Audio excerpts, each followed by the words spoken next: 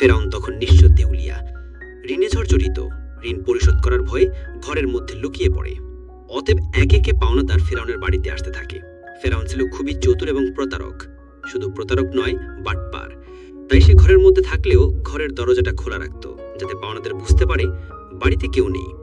দিনের পর দিন এভাবেই পাওনাদার সেখানে আসে, কিন্তু ফেরাউনের দেখা না পেয়ে তারা ফিরে যায়। ফেরাউন একা একা ভাবতে থাকে, এভাবে আর কতদিন নিজেকে লুকিয়ে রাখবো, নিজেকে প্রতিষ্ঠিত করতেই হবে।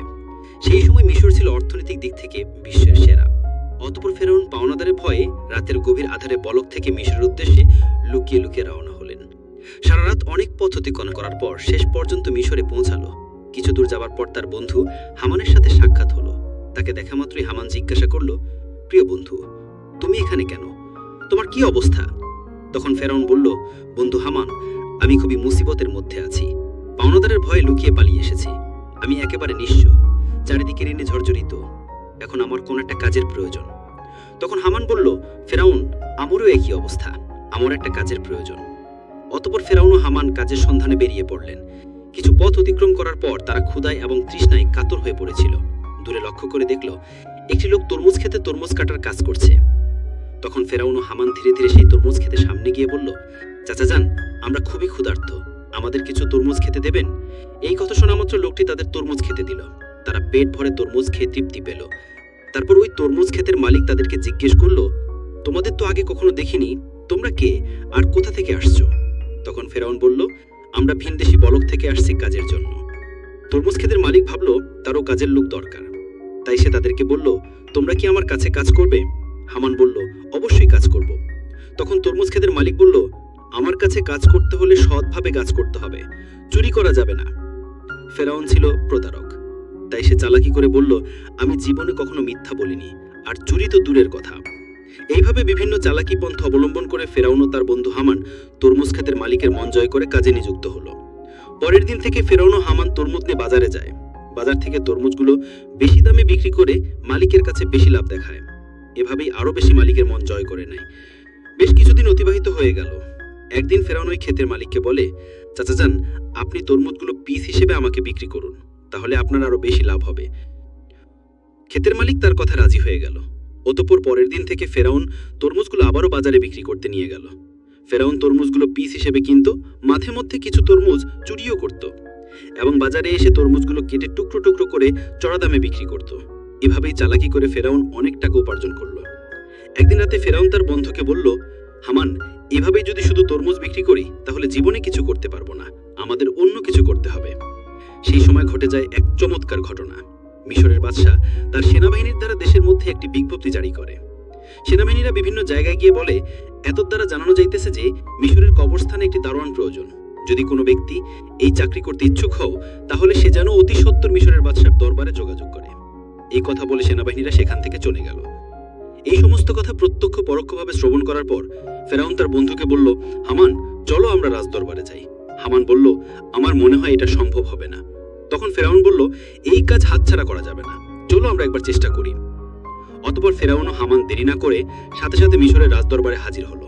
মিশরের বাদশা তাদেরকে জিজ্ঞেস করলো, তোমরা কে আর কি চাও?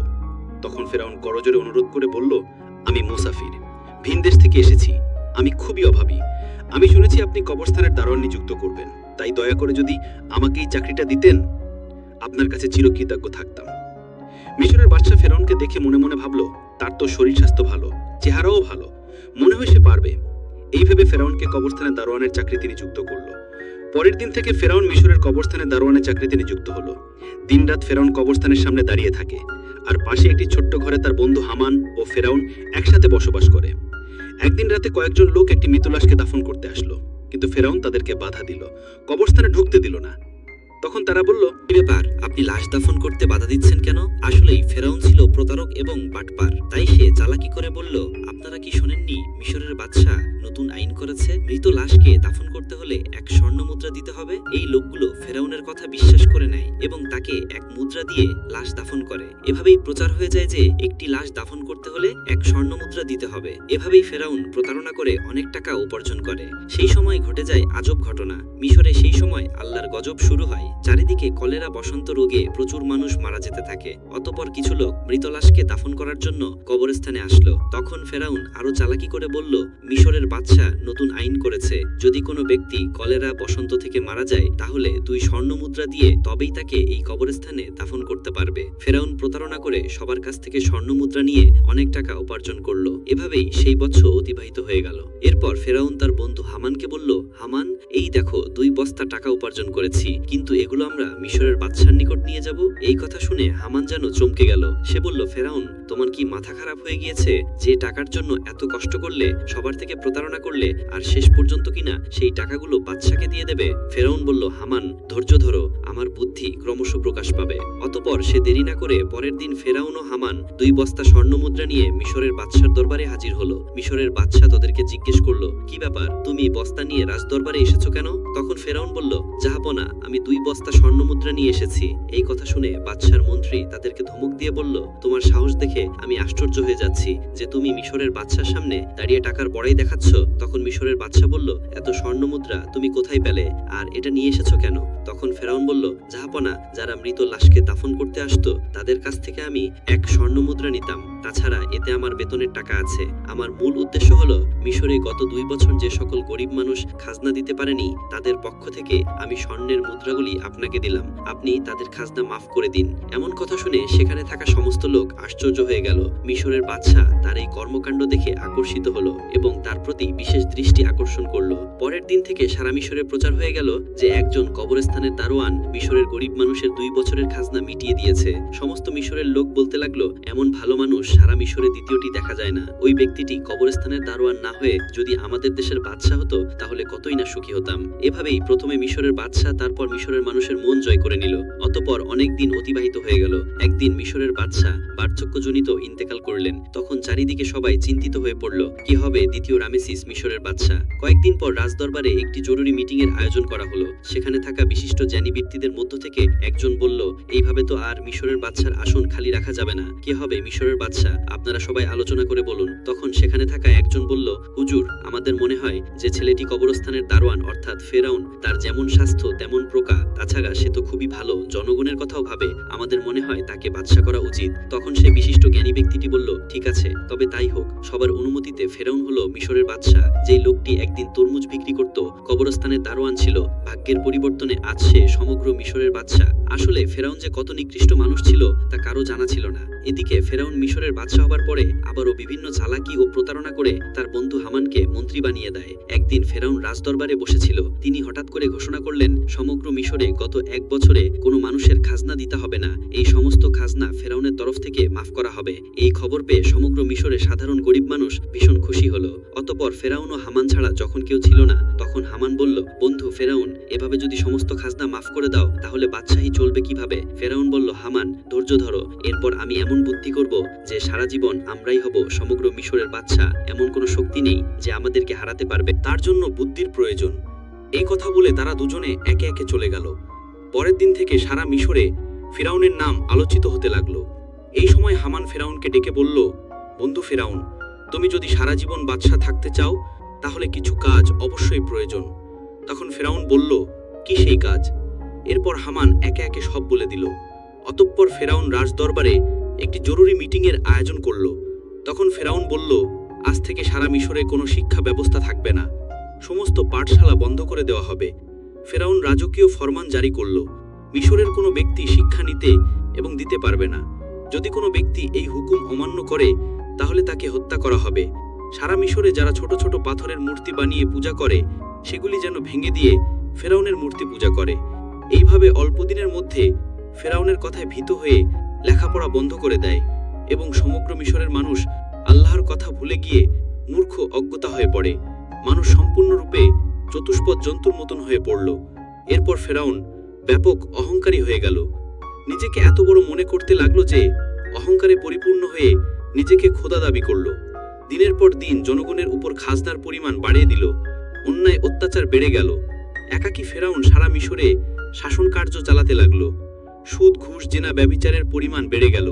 এক কথায় ফেরাউন বনি ইসরায়েলদের অপমান অপদস্থ করতে লাগলো। শুধুমাত্র আসিয়া ব্যতীত অন্য কেউই ফেরাউনের অপমান অপদস্থ থেকে রেহাই পেত না। কারণ আসিয়া ছিল সে যুগে সবচেয়ে সুন্দরী, গুণবতী এবং ধার্মিক নারী। সুতরাং বহু বছর পর ফেরাউন আসিয়াকে স্ত্রীর রূপে বরণ করেছিল। একদা আসিয়া তার নিজ কক্ষে বসেছিলেন।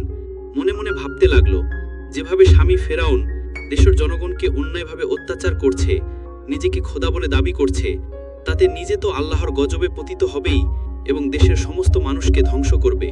ঠিক ওই সময় ফেরাউন সেই কক্ষে প্রবেশ করল এবং বলল, আসিয়া, তোমাকে এমন চিন্তিত দেখাচ্ছে কেন?